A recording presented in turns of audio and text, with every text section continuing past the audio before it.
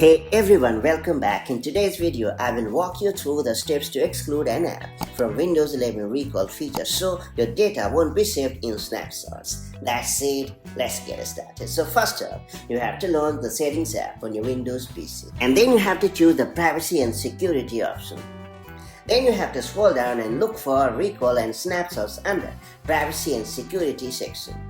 Then you have to click on it to access the detailed settings for the recall feature, which automatically saves app snapshots so you can easily resume your work. Now in the recall and snapshot settings page, you'll find an option called apps to filter. You have to click on add app to filter or exclude apps from the snapshots.